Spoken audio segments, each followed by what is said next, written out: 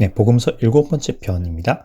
이번 시간에 나눌 하나님의 말씀은 이제 예수님께서 시험 받으신 사건에 관한 내용입니다. 좀 중요한 장이기 때문에 이제 이 짧지만 한 구절 전체에 대해서 이번 편 전체를 할애하도록 하겠습니다.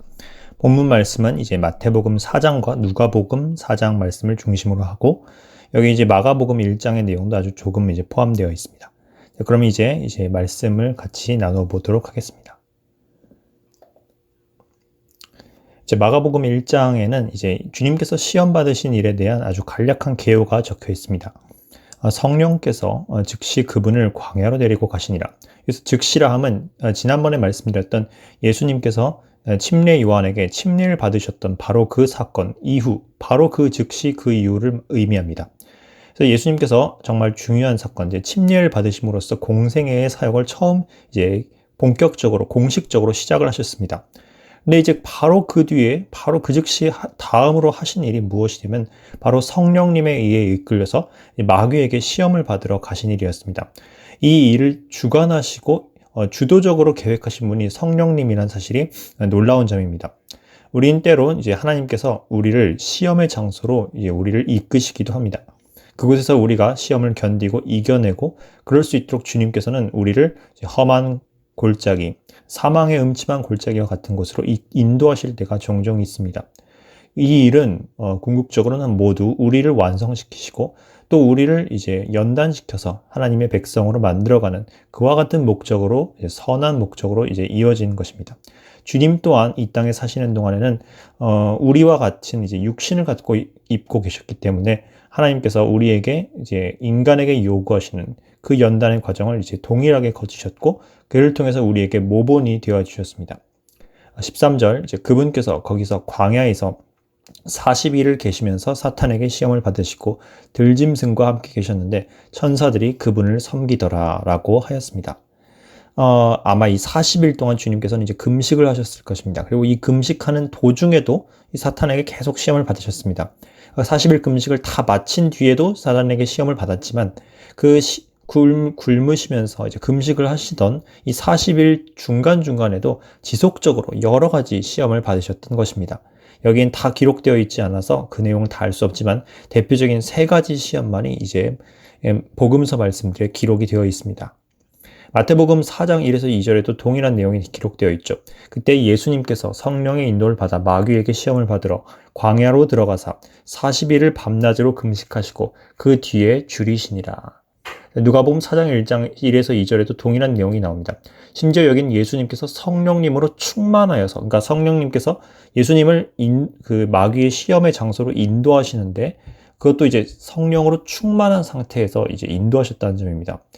물론 이제 이것은 이제 예수님의 경우의 사건이지만 우리 그리스도인들의 경우에도 때때로는 성령님께서 성령 충만한 상태에서 오히려 이렇게 영적으로 고양되어 있는 그런 상태에서 마귀의 시험과 마주치도록 허락을 하시는 경우가 있습니다. 그렇기 때문에 우리가 성령 충만을 받고 예배를 통해서 마음이 뜨거워졌을 때 오히려 그러할 때 더욱더 우리가 경계를 하고 이때 다가오는 이 강력한 마귀의 시험에 대항해서 이길 준비를 해야 합니다.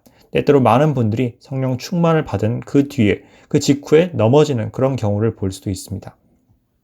자, 예수님께서는 이제 성령으로 충만하셔서 요르단에서 돌아오시고 성령에게 인도를 받아 광야로 들어가서 40일을 마귀에게 시험을 받으시더라. 그리고 그날들이 끝남에 그 뒤에 그분께서 줄이시니라 라고 기록되어 있습니다. 주님께서 줄이셨다. 즉 하나님이시고 무소부재하시고 그리고 영원하시고 그리고 자존하시는 그런 하나님이시지만 원래는 이렇게 하나님으로서 어떤 것에도 의존하실 필요가 없지만 그분도 이렇게 온전한 인성을 입고 있는 동안에는 그 인간의 속성으로 말미암아서는 이제 주림과 배고픔과 이런 연약함을 느끼셨다라는 사실을 우리는 알 수 있습니다. 우리의 연약함을 주님께서 동일하게 체휼하시고 그리고 시험도 동일하게 받으셨지만 그러나 한 가지 차이가 있다면 우리와 달리 어떤 죄에도 넘어지지 않으신 그런 주님을 우리가 이제 볼 수 있습니다. 자, 그럼 이제 마귀가 나타났습니다. 마귀가 예수님과 이렇게 직접 대면을 하여서 어떻게 보면 처음으로 이제 대결을 한 것이라 볼 수 있겠죠. 이 사건은 어떤 의미에서는 이 구속사 전체를 통틀어서 예수님의 십자가 부활 사건하고 재림 사건을 제외하면 그 다음으로 중요한 모멘텀이라고 할 수도 있습니다. 바로 이 사건을 통해서 예수님께서 아담과 하와가 넘어졌던 그 시험의 실패를 완전히 뒤집어서 역전을 하셨고, 이를 통하여서 우리 성도들이 나중에 마귀를 이길 수 있는 그와 같은 가장 중요한 모본을 삼아 주셨습니다. 자, 그럼 마귀의 첫 번째 시험의 내용을 한번 보도록 하겠습니다. 자, 사탄이라고도 하고 마귀라고도 하는 자. 여기서 마귀라는 이제 단어가 처음 나오는데요. 이 마귀라 하면 헬라어로는 디아볼로스. 이것은 참소하는 자라는 뜻입니다. 욥을 참소했던 그 마귀가 이제 예수님을 향해서 시험하러 이제 왔습니다. 그 마귀가 그분께 이르되, 내가 만일 하나님의 아들이거든, 이렇게 처음부터 이제 의문문으로 던집니다. 뭔가 심상치 않습니다. 하나님의 아들, 예수님은 하나님의 독생자이십니다. 그리고 그분께서는 그 사실을 이제 확고하게 알고 인지하고 계셨습니다. 그런데 마귀는 의문문으로 네가 만일 하나님의 아들이거든, 이렇게 의심과 시험의 마음을 이제 시험해 주고 있는 것입니다. 예수님의 경우에조차도 이렇다면 입양을 통하여서 하나님의 자녀가 된 그리스도인들, 성도들에게는 하물며 더욱더 이런 유혹이 더 치명적인 의심의 유혹으로 다가올 수 있습니다. 때때로 우리는 마귀의 속삭임을 통해서 네가 정말로 하나님의 아들이냐? 너가 정말로 구원받았느냐? 이런 식으로 우리 마음속에 의심과 불안과 두려움을 주는 그런 사건들을 자주 마주할 때가 있습니다. 이럴 때일수록 이제 주님이 보여주신 모본을 우리는 잘 따라야 합니다. 마귀는 이어서 이렇게 시험을 합니다. 이 돌에게 명령하여 그것이 빵이 되게 하라 라고 하였습니다. 그래서 주님이 배고프신 걸 알고 인간의 그 몸으로 이제 연약해지신 걸 알고 한번 네 권능으로, 당신의 권능으로, 그 메시아의 권능으로 한번 이 돌을 빵으로 바꾸어서 스스로 그 배고픔을 충족시켜 보아라. 당신이 만약 정말로 하나님의 아들이라면 충분히 그래도 될 권리가 있지 않느냐. 어떤 의미에서는 맞는 말이죠. 주님께서는 얼마든지 그렇게 잡수실 권한이 있으신 하나님이셨습니다. 그런데 주님께서는 이 40일 금식을 통해서 이 공생애를 준비하고 계셨고, 온전히 자기를 비우시고 자기를 이제 부인하심으로써 자신의 뜻이 아닌 아버지의 뜻을 순종하고자 하는 그와 같은 이 순종의 길을 연단받고 계셨습니다. 이런 상황에서 주님께서는 마귀의 이 달콤한 속삭임에 넘어가서는 안 되는 그런 상황이었던 것입니다. 그리고 예수님께서는 당연히 이렇게 응답을 하십니다.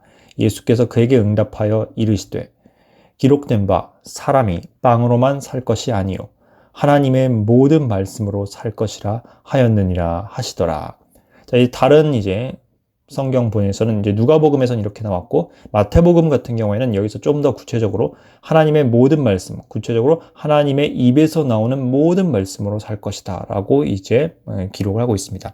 여기서 모든 말씀이란 말에서 우리가 좀 더 주목을 해줄 필요가 있을 것 같습니다. 자, 그렇게 해서 이제 마태복음의 경우에도 동일한 내용이 기록되어 있고, 이 시험의 의미에 대해서 조금 우리가 같이 탐구를 해보고자 합니다. 자, 이 마귀의 시험은 단순한 이 배고픔 혹은 이제 육체의 이 생리욕을 충족시켜 보아라 라는 이런 배고픔을 자극하는 그런 종류의, 그런 차원의 시험에 머무르는 그런 종류의 유혹이 아니었습니다. 이것은 보다 더 굉장히 긴밀하고 굉장히 교활한 그런 속셈이 담겨있는 굉장히 간사한 질문이었죠. 자, 이 질문의 본질은 무엇이냐? 바로 사람이 진정으로 자신의 욕구를 충족시키고 또 자기가 자유를 누릴 수 있는가? 다시 말해서 하나님과 상관없이 자기 자의적인 그 선택과 자의적인 노력을 통하여서 자신에게 필요한 모든 것을 공급받고 그리고 자유를 누릴 수 있는, 즉 경제적 혹은 물질적 자유를 얻을 수 있는가? 단천재는 하나님과 상관없이 그걸 얻을 수 있는가? 이에 대한 질문을 지금 마귀가 던지고 있는 것입니다. 우리는 종종 이러한 유혹을 받습니다. 우리에게 필요한 모든 것들을 우리가 마음껏 공급받을 수 있다면, 물질, 우리는 이제 많은 물질들에 이제 의존하는 그런 존재로 창조되었죠. 공기가 필요하고, 물이 필요하고, 음식이 필요하고, 그리고 이제 여러 가지 재화가 필요하고, 이 세상에 존재하는 여러 물질계의 존재들, 그리고 때로는 이제 정신적인 요소들, 사람과의 상호작용, 이 모든 것, 외부의 것들을 우리는 의존하도록 창조가 되어 있습니다. 하나님께서 우리를 그렇게 설계하셨고, 우리를 하나님과는 달리 물질들에 이제 의존하는 존재로 창조하셨습니다. 그런데 우리는 이렇게 생각을 할 수 있습니다. 그럼 이 물질들만 우리가 완벽하게 무제한으로 공급받을 수 있고 그런 자유를 얻을 수만 있다면 우린 더 이상 그 하나님의 속박으로부터 종속받지 않고 자유로운 존재가 될 수 있는 것 아닌가라고 우리는 생각을 할 유혹에 빠지기 쉽습니다. 바로 이 생각의 본질이 그대로 투영되어 있던 대표적인 예시가 바로 칼 마르크스의 공산주의인 것입니다. 공산주의의 본질은 모든 것을 물질로 환원시키는 말하자면 물신론 혹은 이제 materialism이 되겠죠. 유물론이라고 할 수 있겠습니다. 즉 정신적인 요소 이런 것이 중요한 것이 아니라 인간의 본질적인 자유와 그 충족을 위해서는 물질의 문제를 해결하는 것이 가장 중요하다. 이렇게 말하는 것이 바로 이제 공산주의의 이제 이데올로기죠. 이것은 근대 시대만 있었던 것이 아니라 인간이 태어난 이후로 항상 이제 받았던 유혹이었고 그리고 시험이었습니다. 이것은 다시 말하면 우리가 한번 하나님으로부터 독립성을 획득해 보면 어떨까? 우리도 하나님처럼 자존하는 존재가 되고 싶다. 이런 생각이 바로 여기에 투영이 되어 있는 것이죠. 그리고 이것이 바로 아담과 하와가 받았던 그 시험의 본질과도 동일합니다. 아담과 하와는 이 사단에게 유혹을 받았을 때 단순히 이 식욕을 자극하는 멘트로 이게 유혹을 받았던 것이 아닙니다. 식욕은 그들은 얼마든지 이제 채울 수 있었고 다른 동산의 모든 음식으로 배불리 부족함 없이 먹을 수 있었습니다. 그런데 이 사단의 시험의 본질은 무엇이냐면 이 선악과를 먹으면 너희가 신들처럼 하나님처럼 되어서 자존하는 존재가 될 수 있다. 하나님에게 의존하지 않고도 너희가 얼마든지 자기 충족을 할 수 있고 자유를 얻을 수 있을 것이다.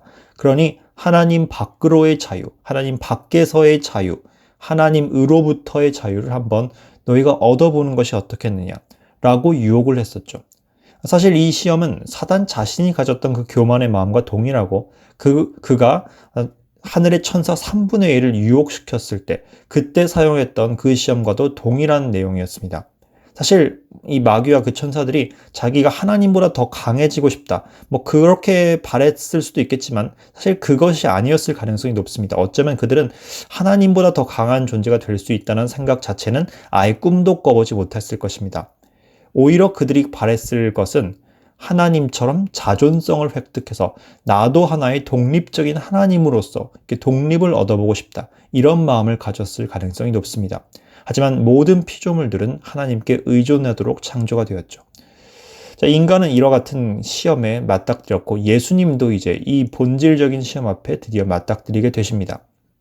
그리고 이 시험은 다른 한편으로는 예수님에게 있어서 물질적인 자유를 이렇게 한번 너희가 스스로 추구해봐라. 특히나 예수님 같은 경우는 이제 하나님 그분 자체이시니까 이런 시험을 받았을 때 얼마든지 그렇게 하실 권리가 있었으니 더더욱 이렇게 유혹에 강하게 작용할 수 있었겠죠. 그리고 또 한 가지는 예수님께는 이 시험이 이러한 차원의 의미를 갖고 있습니다.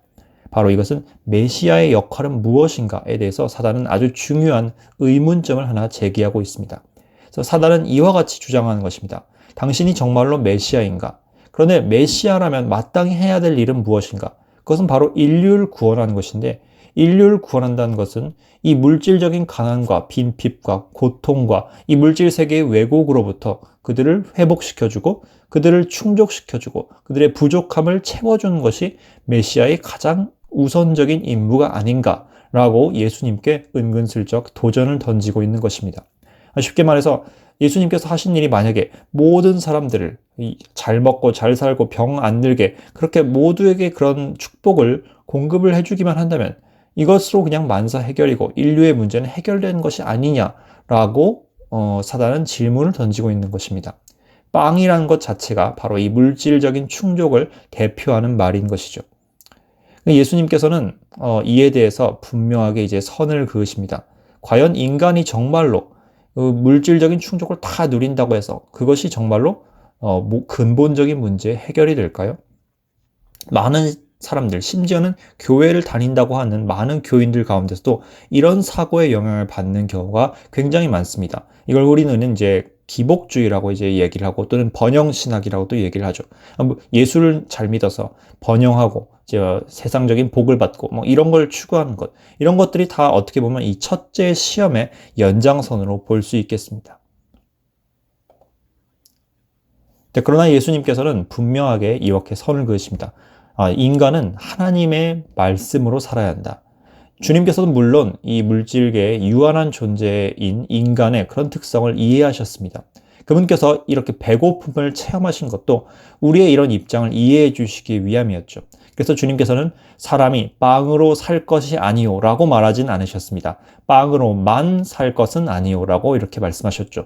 다시 말해서 빵의 필요성, 즉 유한한 인간의 물질적인 의존 또한 그것이 분명히 존재하는 실체임을 주님께서는 인정하시고 그걸 부인하시지는 않으셨습니다. 하지만 주님께서는 더 본질적인 의존과 더 본질적인 공급이 따로 있다는 사실을 분명하게 지적을 하십니다. 그것은 바로 영적인 공급, 즉 존재의 본질과 관련된 공급입니다.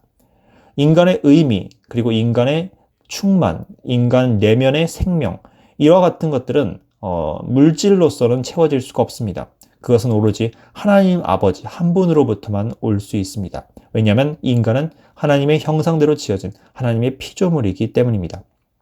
그리고 더 나아가서 우리가 누린 이 물질적인 공급, 빵으로만 살 것이 아니어야 할 때 그 빵도 사실은 다 하나님에게서 온 것이죠.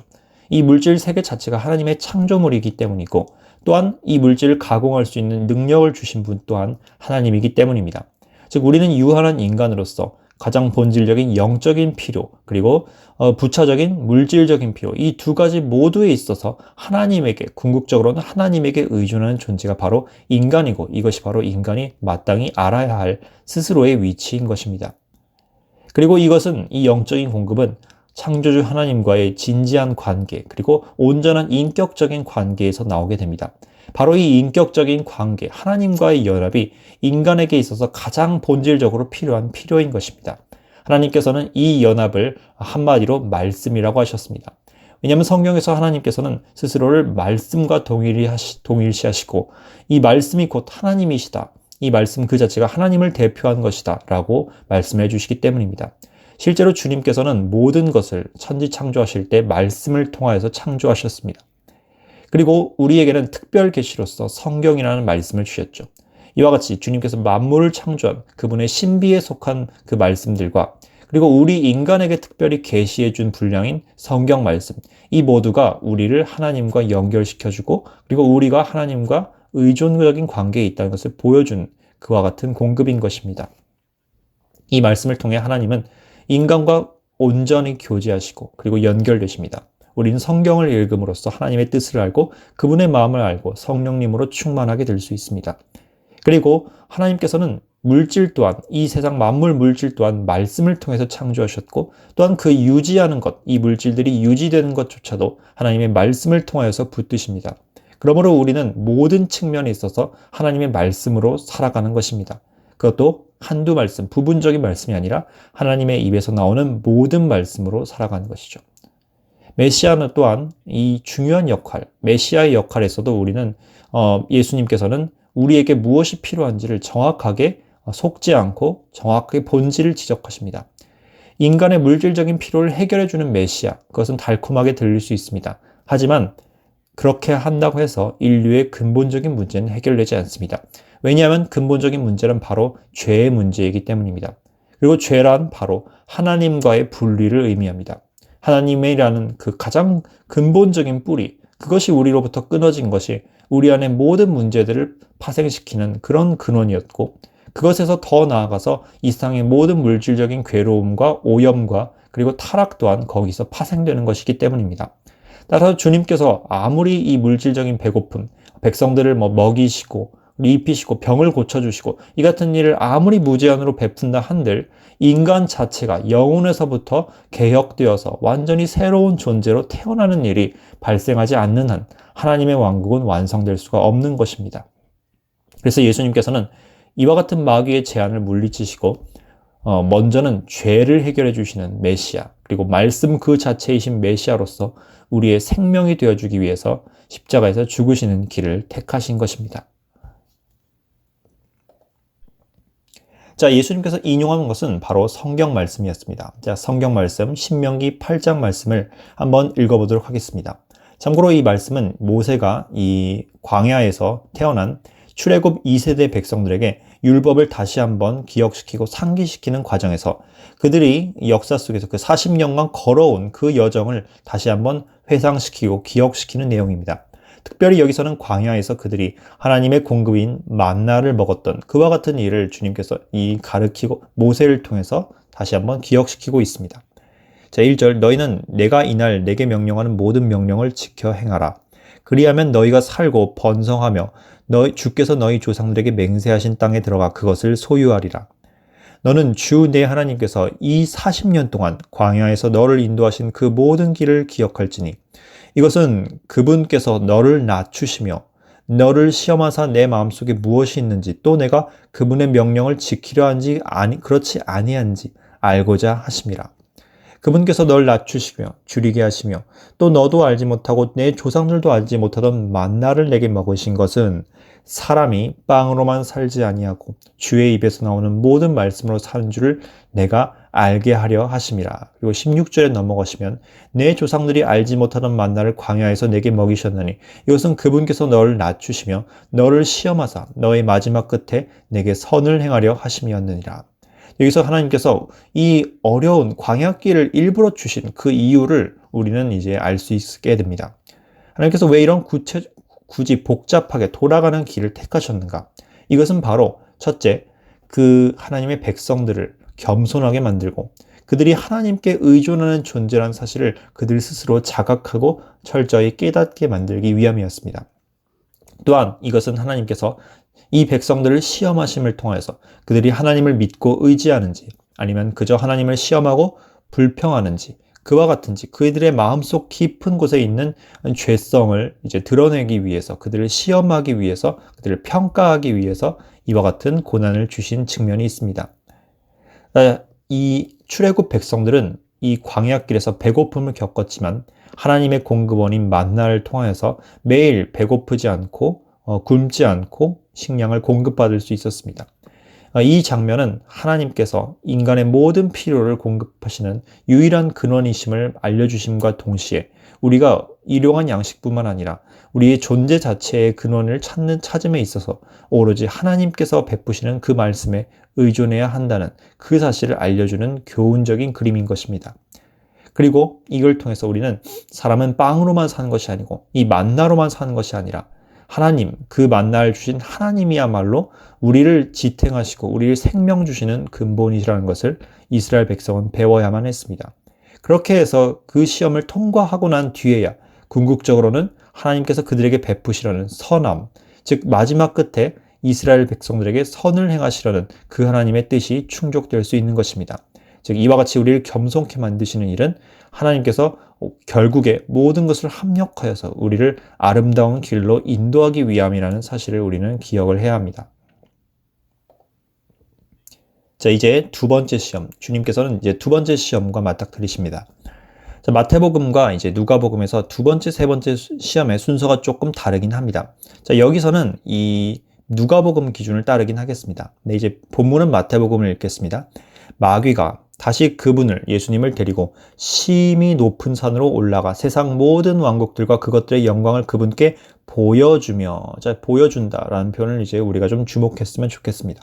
그분께 이르되 내가 만일 엎드려 내게 경배하면 내가 이 모든 것을 내게 주리라 하매 이에 예수님께서 그에게 이르시되 사탄아 너는 여기서 물러가라. 기록된 바 너는 주 내 하나님께 경배하고 오직 그분만을 섬길지니라 하였느니라 하시더라. 자, 이제 마귀의 두 번째 시험은 경배와 관련된 아주 중요한 이슈였습니다. 자, 여기서 마귀는 세상 모든 왕국들을 이 예수님께 보여주었습니다. 즉 이것은 안목의 정욕을 이제 통해서 시험하는 그런 장치였다고 볼 수 있겠죠. 그리고 여기서 이제 심히 높은 산으로 올라갔다 했는데 성경에서 많은 경우 산이란 것은 권능과 한 왕국의 영광을 상징하는, 즉 왕권을 상징하는 표현으로 많이 이제 비유적으로 사용됩니다. 물론 여기서 실제로 높은 산에 올라갔었겠죠. 자, 이 높은 산이 어딘지 그건 잘 모르겠습니다. 근데 마귀가 한 번에 이렇게 높은 산으로 옮길 수 있는 걸 봤을 때 이제 초자연적인 어떤 권능을 사용을 했던 것 같습니다. 그리고 이제 마귀는 이제 겁도 없이 이제 하나님이신 예수님께 자신에게 경배해 보아라 라고 이런 시험을 던져줍니다. 언뜻 보면 굉장히 무모하고 말도 안 되는 시험 같지만 사실 여기에는 굉장히 달콤한 유혹이 숨겨 있습니다. 그래서 여기에 대해서 좀 더 알아보도록 하겠습니다. 자, 이제 누가복음 참고로 이제 4장 5에서 8절에도 거의 똑같은 내용이 나옵니다. 근데 한 가지 이제 추가된 내용이 있어갖고 제가 그것을 짚고 넘어가도록 하겠습니다. 마귀가 이제 나에게 경배하면 이 모든 권능과 그 왕국들의 영광을 너에게 주리라 이렇게 시험을 하시는데 의미심장한 말을 마귀가 한 가지 더 얹습니다. 그것, 즉 이제 모든 왕국들의 영광과 이제 권력이 되겠죠. 그것이 나에게 넘겨졌으므로 누구든지 내가 원하는 자에게 그것을 주리라 라고 하고 있습니다. 자, 여기서 넘겨주었다. 자, 마귀가 자기가 어떤 세상의 권한을, 세상 모든 주권을 넘겨받았다라고 하고 있습니다. 자, 물론 이제 하나님의 그 절대 주권에는 당연히 미치지 못하고 마귀 또한 역시 여전히 하나님의 손바닥 안에 있긴 합니다. 그래도 어쨌든 간에 주님께서도 공식적으로 그를 이 세상의 임금이라고 이제 인정을 하셨죠. 공중 권세 잡은 자. 이 세상의 신 이렇게도 표현을 합니다. 그가 가지고 있는 권한이 어떤 제한적인 범위 내에 있긴 하지만 실질적으로 분명 존재하는 권한이었다는 것입니다. 자, 아담과 하와는 원래 창조되었을 때 만물의 청지기로서 하나님을 대신하여서 물질계를 통솔하는 그와 같은 대리 임금의 역할을 받았습니다. 이것은 영광스러운 직분이었고 시편 8편에도 하나님께서 인자를 높이셔서 만물 위에 이제 다스리는 자로 세우셨다라고 기록이 되어 있습니다. 그런데 문제는 이 아담과 하와가 타락을 하는 순간 바로 이 권한이 사탄에게 도용을 당했다, 이제 빼앗김을 당했다, 한마디로 강탈을 당했다라고 이제 할 수 있겠습니다. 즉 죄를 지음으로 말미암아 죄의 아비인 사단에게 이 하나님께서 주셨던 그 귀한 선물을 빼앗기고 말았습니다. 그 결과 사탄은 이제 이 아담에게서 탈취한 고난으로 이 세상의 임금, 즉 이 세상 인류의 시스템을 다스리는 왕이 되고 말았습니다. 그래서 그는 이제 가리켜서 공중 권세 잡은 자라고도 부르죠. 그런데 이것이 영원히 지속되는 건 아니고 일단 범위 자체도 제한적일 뿐만 아니라 시간 자체로도 이제 제한이 되어 있습니다. 하나님께서 심판을 하시기 전까지만 한시적으로 허락된 일이라고 할 수 있겠습니다. 근데 어쨌든 간에 그 시점에서는 사단이 분명히 그 세상 주권, 이 왕국들, 로마, 파르티아, 그 당시에 중국, 모든 왕국들에 대한 통솔권을 분명 갖고 있었습니다. 그래서 마귀가 주님께 내가 이 모든 권한을 너에게 다 넘겨주겠다라고 말한 것은 어떤 의미에서는 이제 공수표가 아니라 분명히 실제로 줄 수 있었던 합법적인 권한이었던 것입니다. 주님께서도 네가 그 권한을 갖고 있는 건 아니잖아 이렇게 반문하시지는 않았습니다. 그것에 대해서 부인하시진 않았죠. 자, 그래서 이것은 어떻게 보면 사단이 예수님께 지름길을 제시한 것이라 볼 수 있겠습니다. 지름길이라, 즉 메시아가 인류를 구원하는 것, 그 일을 위해서 사단이 좀 더 쉬운 길이 있는데 이 길을 택해보면 그대가 원하는 이 세상을 구원하는 일 훨씬 더 쉽게 할 수 있지 않겠습니까? 라고 이렇게 제안을 한 것입니다.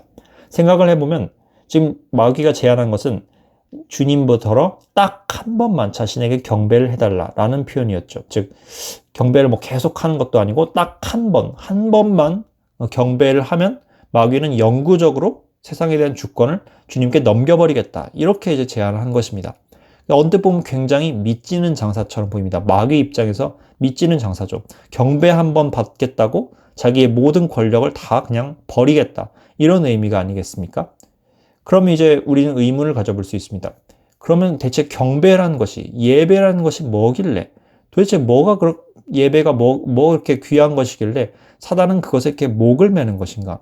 자, 왜 마귀는 항상 인간들로부터 경배를 받지 못해서 안달인 것일까? 경배는 대체 어떤 가치가 있는 것인가? 우리는 궁금해할 수 있습니다. 사실 마귀가 처음부터 항상 소망해왔던 것은 바로 경배를 받는 것이었습니다. 이사야서 14장 말씀을 보면 그는 하나님처럼 됨으로써 많은 피조물로부터 경배와 찬송을 받기를 원했습니다.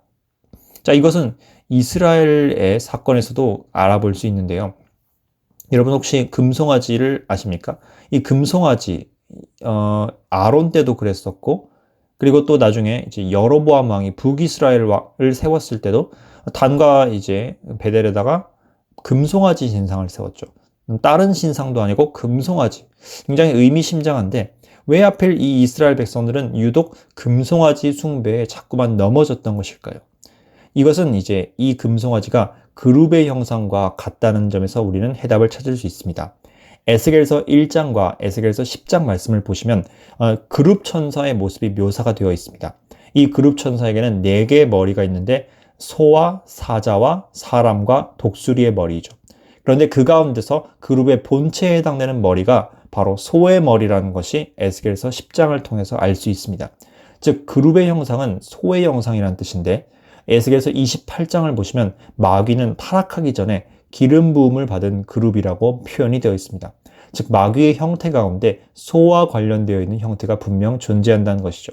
그렇기 때문에 그는 자신을 경배하기 위해서 이 이스라엘 백성들로 하여금 자꾸만 금송아지, 그 금소의 신상을 숭배하도록 유도를 했던 것입니다. 자, 어쨌든 사설은 길어졌지만 중요한 것은 경배라는 것의 가치는 그만큼 굉장히 크다는 것입니다. 인간은 하나님의 형상대로 지어졌기 때문에 이 인간이 어떤 존재 앞에 절을 한다. 이것은 굉장히 심각한 것입니다. 왜냐하면 하나님의 형상이 어떤 존재에게 절을 한다는 것이니 어떤 의미에서는 하나님을 어떤 존재 앞에 굴복시킨다. 라는 것과 이제 비슷하게 볼 수 있겠죠.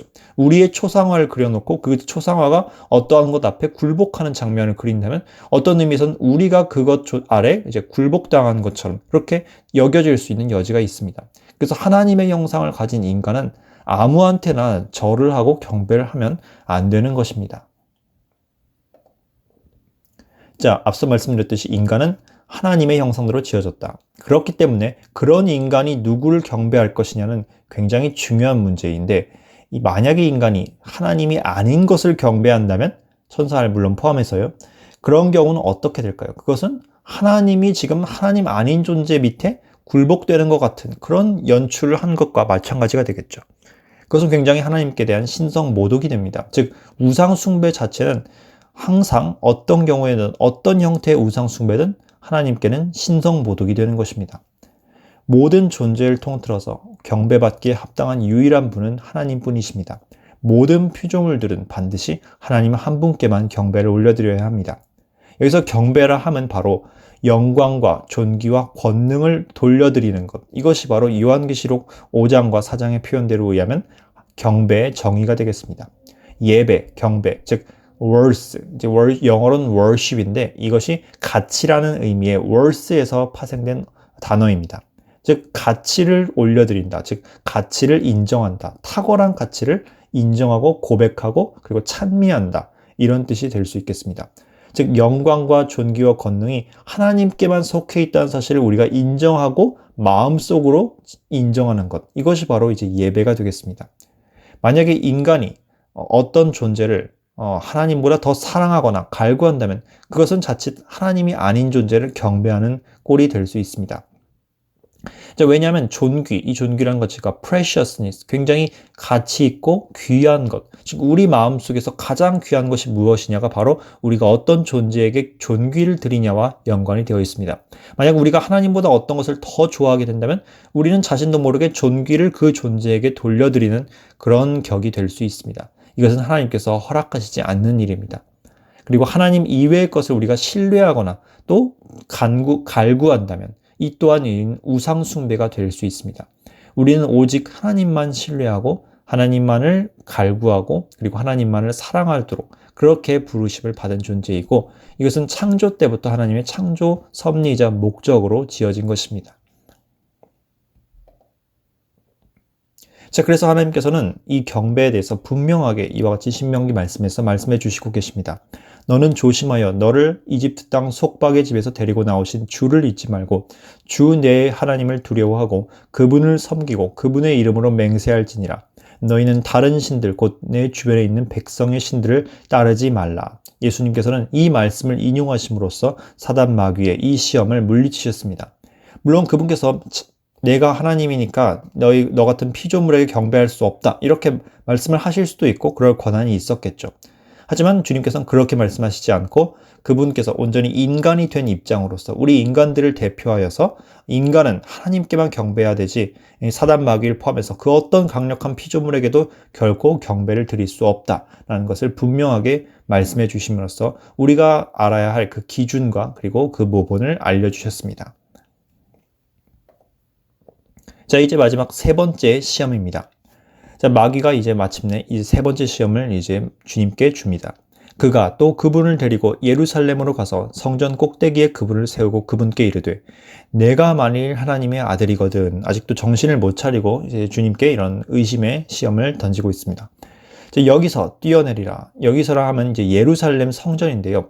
참고로 이제 간략히 설명을 드리자면 예루살렘 이 당시에 헤롯이 이 제2성전을 굉장히 크게 증축을 하였습니다. 그래서 그 크게 증축을 한 곳 가운데서 이 외곽 성벽이 있었는데 이 외곽 벽 중에서 굉장히 높은 장소가 고도가 높은 위치에 그런 지점이 있었다고 합니다. 거기서 이제 사람들이 그 밑에서 굉장히 많이 몰려 있는 그런 관습이 있었는데 그곳에서 사람들이 메시아를 기다렸었다고 합니다. 그래서 제가 정확히 그 장소가 어딘지는 기억이 잘 나지 않지만 일설에 의하면 바로 이 장소 밑에서 사람들이 이곳에 이제 메시아가 강림할 것이다. 아마도 이제 말라기서에 있었던 그 예언을 기다리면서 메시아께서 오실 때 아마 이 위치로 오지 않으실까 하고 기대하면서 거기서 모여서 메시아 고대 사상을 꽃피웠다고 하였습니다. 그래서 마귀는 그곳으로 데려가서 예수님더러 당신이 지금 이 높은 곳에서 뛰어내려서 멋지게 착지하고 아무 다치지 않고 천사의 보호를 받는 그런 장면을 사람들에게 보여준다면 이 메시아를 고대하면서 몰려와 있었던 이 사람들이 단번에 알아보면서 저분이 바로 우리를 구하실 영웅이고 바로 우리를 구하실 메시아시구나 라는 것을 알아볼 수 있지 않겠느냐라고 이제 제안을 하고 있는 것입니다. 여기에 더해서 마귀는 심지어 이렇게 성경 말씀까지 이제 잘못 오용을 하여서 주님을 시험을 합니다. 자, 기록된 바 그분께서 자신의 천사들에게 너에 대한 책무를 주사 너를 지키게 하시리니 그들이 자기 손으로 너를 받들어 언제라도 내 발이 돌에 부딪히지 아니하게 하리로다 하였느니라 하매 예수님께서 응답하여 그에게 이르시되 너는 주 내 하나님을 시험하지 말라 하였느니라 하시더라. 누가복음 4장 9에서 12절 말씀입니다. 자, 이 마태복음도 이제 또 동일한 내용이 기록이 되어 있죠. 여기서 주님께서 또 강조하시기를 또 기록된 바. 그러니까 마귀가 성경 말씀을 인용을 해서 공격을 하니까 주님께서도 동일하게 성경 말씀을 인용함으로써 마귀의 시험을 이기신 것입니다. 여기서 우리는 한 가지 중대한 경고의 교훈을 받을 수 있습니다. 그것은 바로 마귀도 성경을 인용할 수 있다라는 것입니다. 자, 우리가 때때로 성경을 자의적으로 잘못 해석하는 경우가 있습니다. 어쩌면 그것은 우리의 육신의 생각 때문일 수도 있고 어쩌면 우리에게 속삭이는 마귀의 그 교묘한 술책에 의해서 우리 자신도 모르게 속는 것일 수 있습니다. 그래서 성경은 항상 하나님의 성령의 인도와 성경 말씀 그 자체를 통하여서 올바르게 해석을 해야지 잘못 적용을 하면 오히려 독이 될 수도 있는 것입니다. 자, 여기서 다시 한번 이제 팩트 체크를 하고 넘어가겠습니다. 자, 사탄 마귀가 주님께 감히 성경 말씀을 인용을 하여서 이제 시험을 하였습니다. 그 구절이 바로 시편 91편인데요. 자, 그럼 과연 그는 정확하게 인용을 한 것인지 원문과 한번 대조를 해보도록 하겠습니다. 원문은 이렇습니다. 그분께서 자신의 천사들에게 너에 대한 책무를 주사 내 모든 길에서 너를 지키게 하시리라. 내 모든 길에서 라는 표현을 잘 기억을 해주시고요. 그들이 자기 손에서 너를 받들어 내 발이 돌에 부딪히지 아니하게 하리로다. 참고로 이 시편 말씀은 이 문맥상 하나님께로 피하는 자, 하나님께로 그 피난처를 삼고 그분을 의뢰하는 자들을 하나님께서 모든 시험과 환난 가운데서 지켜주신다라는 그런 내용의 시편입니다. 자, 그런데 마귀는 인용할 때 거의 비슷한데 조금씩 뭐를 빼고 더한 것 같습니다. 보시면 그분께서 자신의 천사들에게 너에 대한 책무를 주사 너를 지키게 하시리니 여기 뭐가 빠졌죠? 바로 내 모든 길에서 라는 그 원문의 말이 지금 빠졌습니다. 그 다음에 그들이 자기 손으로 너를 받들어 언제라도 이상합니다. 여기서 보면 언제라도라는 표현은 원문에 없는데 언제라도라가 지금 기록이 되어 있습니다. 내 발이 돌에 부딪히지 아니하게 하리로다. 자, 여기서 마귀는 은근슬쩍 이 문맥과 전혀 상관없게 지금 주님의 말씀을 이상하게 오용을 하고 있습니다. 하나님의 이 말씀은 분명 우리가 하나님 안에서 피난처를 삼을 때 우리가 걷는 모든 그 어려움과 환난의 길 가운데 있을지라도 주님께서 우리를 지켜주신다 라는 뜻입니다. 그런데 여기서 마귀는 마치 하나님을 마음껏 우리가 이용을 해서 하나님의 그 호의와 그 자비를 우리가 마음껏 이용을 함으로 말미암아 우리가 원하는 그 이익을 언제든지 취할 수 있다 라는 식으로 하나님의 보호하심을 남용하라는 투로 지금 이 말씀을 인용하고 있습니다. 굉장히 이것은 우리 현대시대의 많은 거짓 교사들에 의해서 성경이 이런 식으로 잘못 오용되는 경우가 얼마나 많은지 우리는 이제 참담한 그 마음을 금할 수가 없습니다. 이와 같이 사탄 마귀는 우리에게 성경을 잘못 오용하여서 유혹을 할 수가 있습니다. 그리고 문맥에 벗어나서 우리와 그 말씀의 본질과 상관없는 식으로 적용을 하게 만들죠. 여기에 더해서 앞서 보았듯이 하나님의 말씀에 은근슬쩍 어떤 변개를 더합니다. 예를 들어서 이제 하와에게 이 사단이 유혹을 할 때도 이렇게 말을 했죠. 참으로 너희에게 동산 모든 나무의 열매를 먹지 말라 하시더냐. 하나님께서 언제 동산 모든 나무의 열매를 먹지 말라고 하셨을까요? 그런 적 없습니다. 하나님께서는 그냥 선악과만 먹지 말라고 하셨죠. 그런데 마귀는 일부러 이 처음 멘트를 동산 모든 나무의 열매라고 표현을 바꿨습니다. 그렇게 함으로써 하나님은 굉장히 독재자 혹은 엄하고 엄격하고 너무 보수적이고 그런 분이시다 라는 인상을 자꾸 하와의 뇌리에 무의식적에 심어준 것이죠. 이런 식으로 사단은 하나님의 말씀을 변개함으로써 인간을 시험합니다. 자, 그러면 이제 우리는 어떻게 해야 합니까? 하나님께서는 말씀을 올바르게 이해할 때, 즉 성령님을 통해서 우리가 바른 조명을 받을 때 이와 같은 거짓된 이 마귀의 유혹에 대해서 대처하고 이길 수 있도록 모든 길을 이미 준비해 주셨습니다. 자, 한편 여기서 두 번째 시험, 이 주님께서 이기신 그 세 번째 시험이죠. 죄송합니다. 세 번째 시험이 그 본질이 무엇인지 다시 한번 알아보도록 하겠습니다. 처음에 우리가 보았던 돌을 떡으로 만들어라. 이 시험의 경우에는 인간의 자연적인 욕구, 즉 생리적인 욕구와 관련된 시험이었습니다. 물론 이 생리적 욕구를 통해서 인간 스스로의 자유를 채워라, 이러고 자유를 추구해라, 이런 종류의 시험이긴 했지만 어쨌든 식욕이라는 이와 같은 생리적인 욕구와 관련이 있었죠. 즉 물질적인 충족과 관련이 있는 시험이었습니다. 그런데 이 세 번째 시험, 물론 이제 마태복음 기준으로는 두 번째 시험이지만 이 시험의 경우에는 또 다른 인간의 자연적인 욕구와 관련이 있습니다. 바로 그것은 심리사회적인 욕구입니다. 바로 사회적인 인정이죠. 우리는 이 인정받고 싶어하는 욕구가 굉장히 강합니다. 이것은 어떤 의미에서는 어떤 악한 요소라기보다는 자연적인 이제 증상일 수 있습니다. 자연적인 본능일 수 있겠죠. 우리는 사회적인 동물이기 때문에 사람과 상호작용을 합니다. 그래서 사람과 교류를 하고 감정을 나누고 그들의 인정을 받고 이런 식으로 우리는 마음속에 이 혼을 채우는 그와 같은 메커니즘을 통해 살아갑니다. 그렇기 때문에 우리는 일정 부분, 많은 면에서 이제 사회적인 인정을 필요로 합니다. 그런데 이 인정에 대한 갈망이 지나치게 왜곡될 경우 그것은 욕망 또는 lust라는 이제 형태로 나타나게 됩니다. 그래서 인간에게는 이 세 가지 종류의 왜곡된 욕망이 존재합니다. 그것은 바로 요한일서에 기록된 육신의 적용, 안목의 적용, 그리고 이생의 자랑입니다. 아담과 하와에게 주었던 이 선악과의 시험 또한 이 세 가지 욕망을 통하여서 이루어진 그 시험이었죠. 예수님께도 이 세 가지 시험이 이 육신의 적용, 안목의 적용, 이생의 자랑을 통하여서 나타났습니다.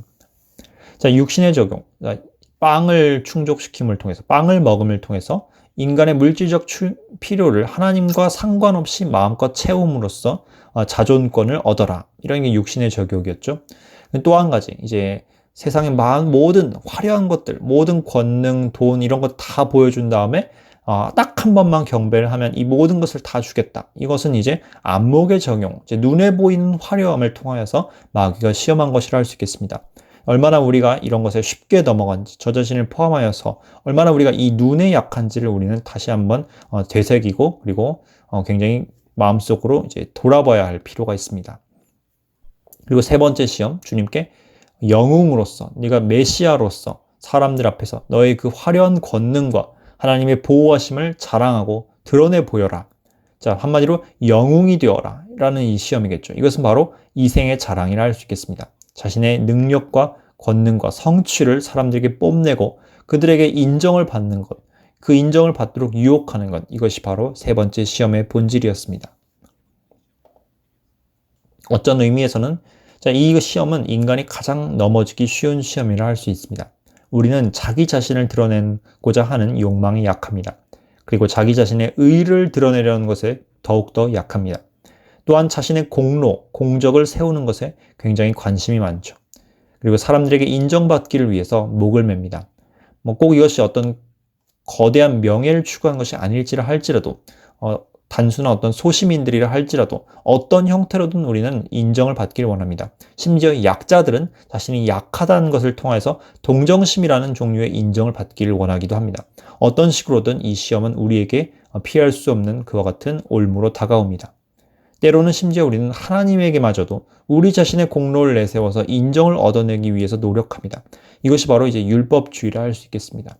그리고 우리에게는 모두 영웅이 되고자 하는 그런 본성이 있는데 이것은 심지어 그리스도인들에게도 이런 본능이 그대로 남아있어서 우리가 신앙의 세계에서 이 신앙적인 영웅이 되고 싶어하는 그런 욕망에 그런 충동에 빠질 때가 굉장히 많고 역시 이것은 저 역시 수없이 넘어지기 쉬운 그리고 넘어졌던 그런 시험이기도 합니다.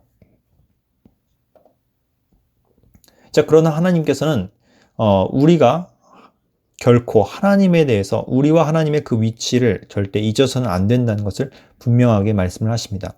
주님을 시험한다.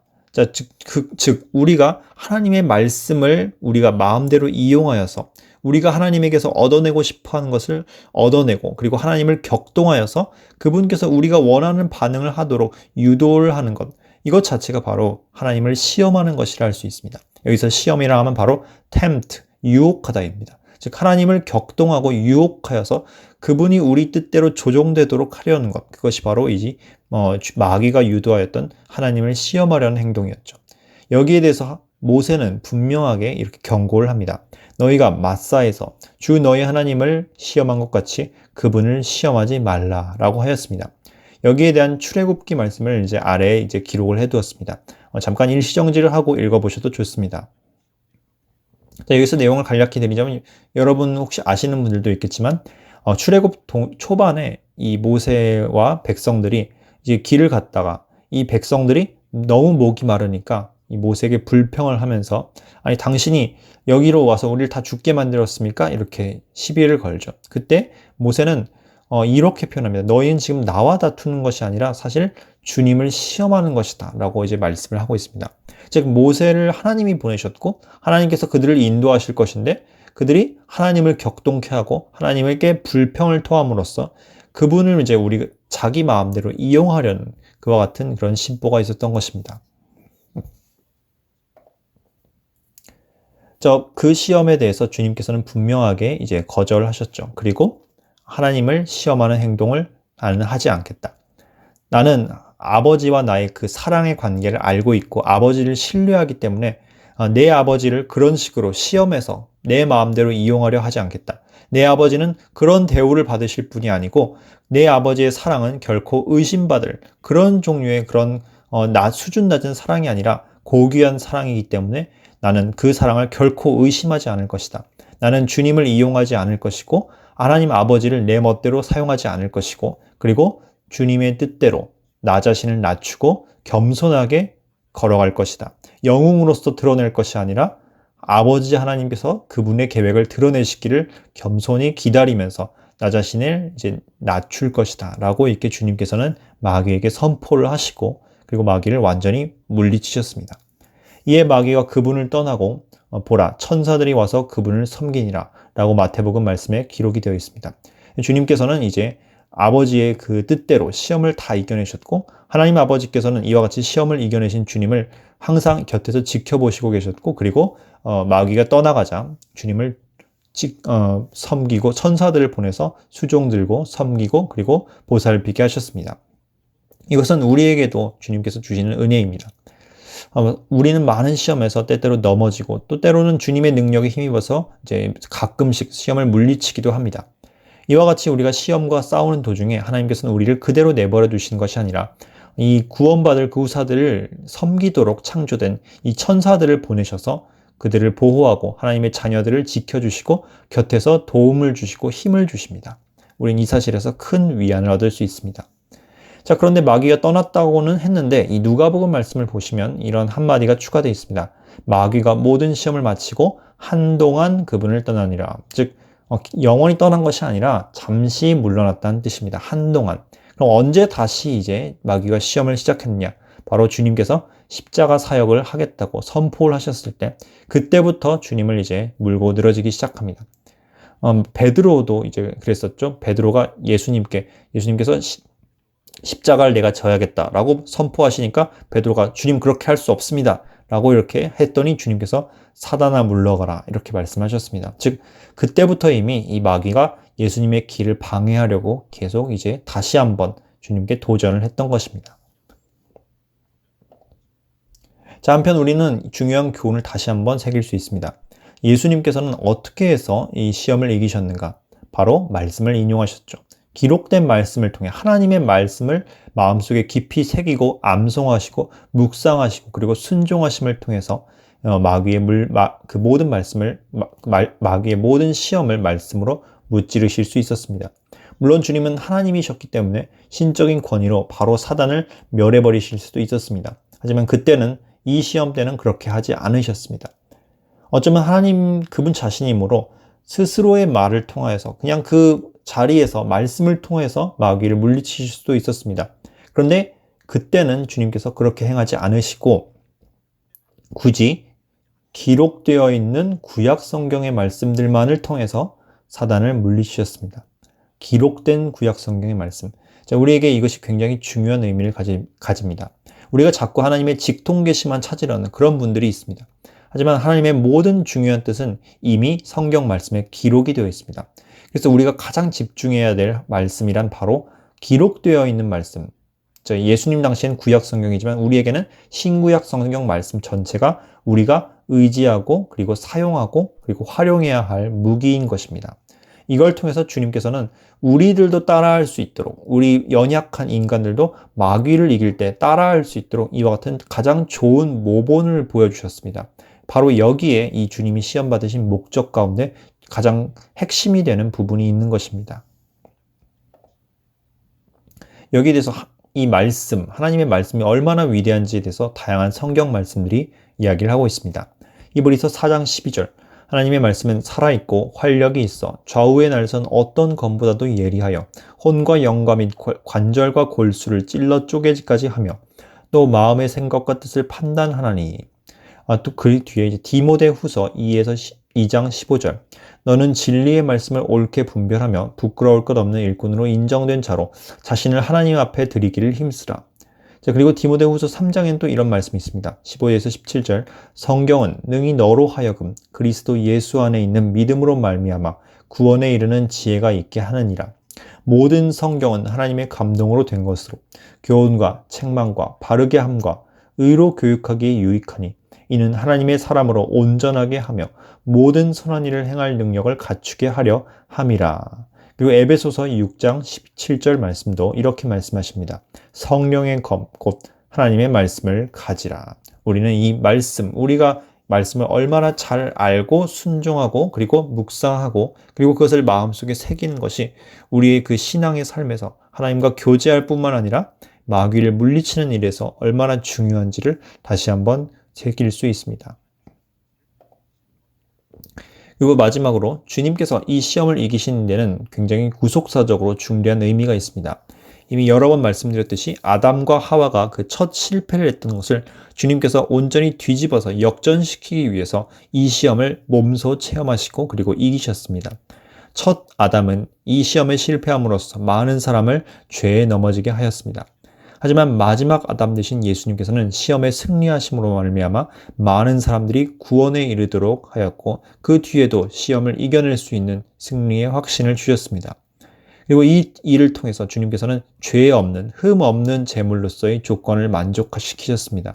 주님께서 이 시험을 다 통과하고 어떤 죄도 넘어지지 않으셨기 때문에 그분께서는 온전히 우리 모두의 죄를 감당할 수 있는 순결하고 완전한 그 희생 제물로서의 자격을 완성받게 되었습니다. 이것이 바로 사단의 머리를 밟기 위한 전초전이었던 것입니다. 그리고 우리는 이 일을 통해서 주님의 방식을 본받고 그분의 방식을 통해서 교훈을 얻음을 통해서 동일한 종류의 여러 가지 버전으로 변형은 되어 있지만 본질상으로는 이 세 가지 시험의 카테고리에서 벗어나지 않는 이 모든 시험들을 우리가 이길 때 우리는 주님의 능력을 힘입을 수 있게 되었습니다. 이제 오늘 말씀을 마치도록 하겠습니다. 한동안도 이제 이 시험과 모든 유혹과 고난에 대해서 승리하시는 그런 여러분이 되시기를 축원드립니다. 감사합니다.